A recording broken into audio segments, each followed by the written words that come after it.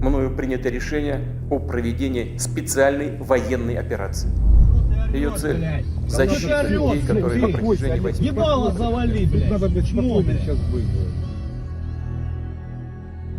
The 24th of February wasn't the first time Russia's 200th Motor Rifle Brigade ventured into Ukraine. The two have a history. The 200th Motor Rifles are one of only two Russian brigades carrying the Arctic designation. They're normally garrisoned in the Arctic Circle in Pechenga, subordinate to the Northern Fleet as a ground force reserve for the 61st Naval Infantry Brigade. But back in 2014, during Russia's initial incursion into the Donbas region of eastern Ukraine, a battalion tactical group of the 200th Brigade was sent to Rostov for a so-called business trip into Luhansk. At the time, this was corroborated by social media posts from the brigade's servicemen. Of course, 8 years ago, Russia was denying it deployed military forces into eastern Ukraine.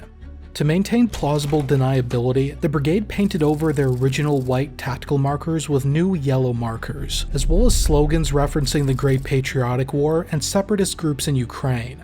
The idea was to pass off Russian troops and materiel in Ukraine as DNR or LNR separatists. However, aside from the fact that some crews didn't fully obscure their original markers, MTLBs with both markers were later photographed in the brigade's motor pool in Pechenga. And elements of the brigade even participated in amphibious exercises in 2015 with the same markings they deployed to Luhansk with.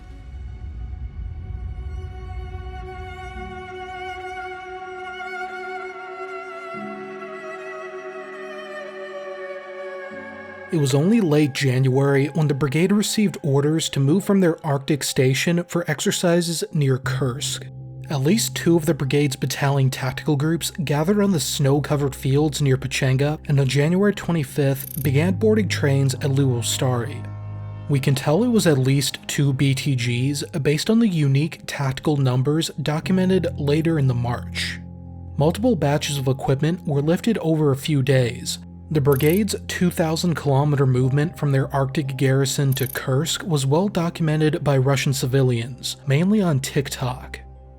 Most of the brigade arrived in Kursk the first week of February and began conducting exercises at the training ground to the city's east.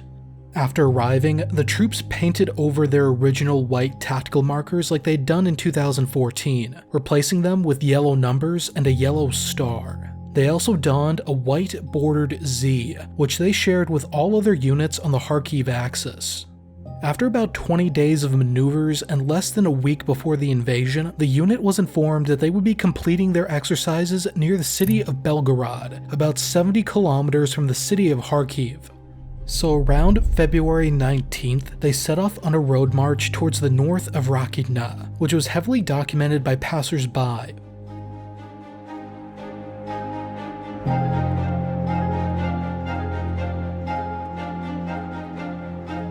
This would be the forward staging area for forces that would later cross over the border towards Kharkiv and Sumy.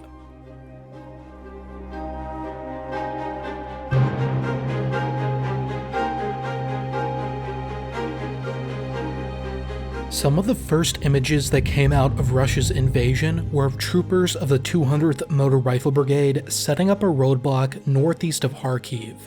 A wayward platoon of infantrymen on MTLBs, accompanied by a single T-80 BVM tank and an anti-aircraft cannon, had punched out to the junction of Highway E40 and Lesia Serdyuka Street, some 55 kilometers from their likely crossing point near Alexandrivka northwest of Kharkiv.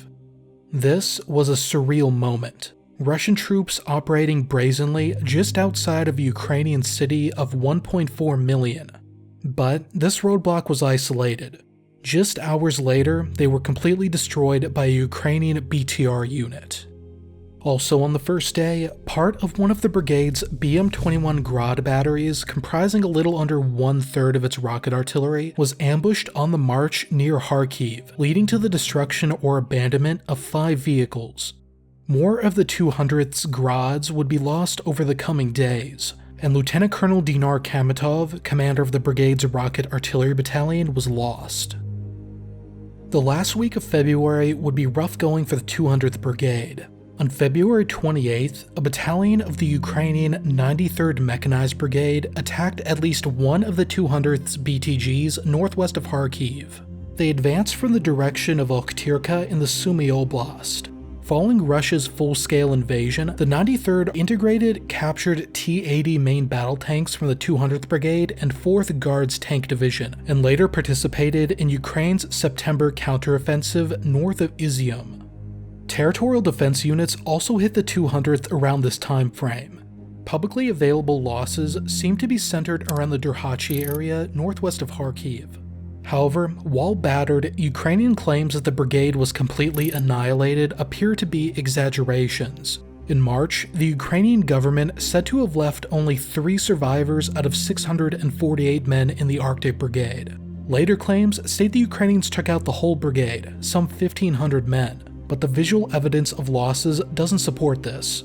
It's more likely that 1 or 2 of the brigade's BTGs and a large portion of its rocket artillery was rendered combat ineffective in early March, but not completely destroyed. As a result, the brigade was forced into a defensive posture northwest of Kharkiv, which after Russia's withdrawal from the Kyiv-Sumy-Chernihiv directions in late March became Russia's west flank in northern Ukraine.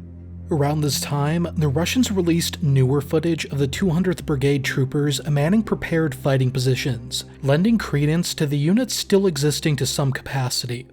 The Ukrainians also claimed that the brigade commander, Colonel Denis Kurylo, was lost while personally leading one of the battalion tactical groups. But the only references we could find to Kurylo's demise merely repeated the original Ukrainian claim. Unlike many other Russian colonels who have died in this conflict, we were unable to find an obituary or news of a funeral for Kurylo. Other losses are more certain though.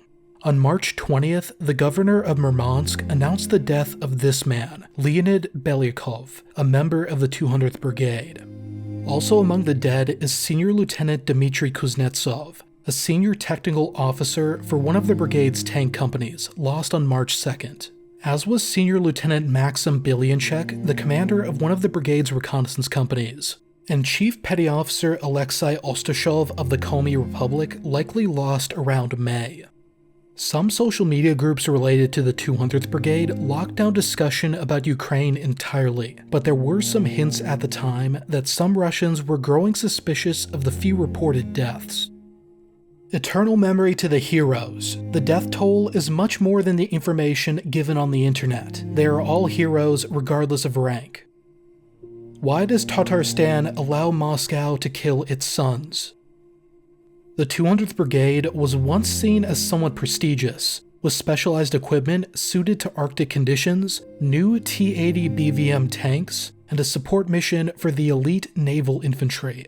To replace the losses incurred in the first weeks of the war, Russian media reported in July that a battalion under the 200th Brigade would be raised using reservists, coastal defense units, and sailors.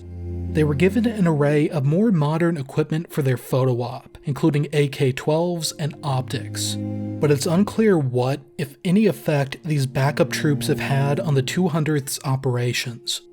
Now, it's been reported that as much as 80% of Russian forces that were on the border with Finland and the Baltic states have been diverted to Ukraine. Some, like the 200th Arctic Brigade, have surely been rendered combat ineffective and lost years of combat experience, institutional knowledge, and materiel. And now that the Russians have been completely pushed out of the territory north of Kharkiv, it can be definitively said that the brigade's apparent mission of seizing or isolating Kharkiv has failed. Thanks for watching, everyone. This video has actually been in the works for several months, but I decided to let the situation play out a little more before producing it. I also recently designed a charity shirt, and I'm directing all profits from it to the medical aid stream of United 24. So if you want to pick up our Cyborg shirt and contribute a little bit to a good cause, link for that is in the description. And if you enjoyed this video, check out this one where we look into Russia's use and loss of the T-80 main battle tank early in the war, the 200th Brigade being among its users. We'll see you over there.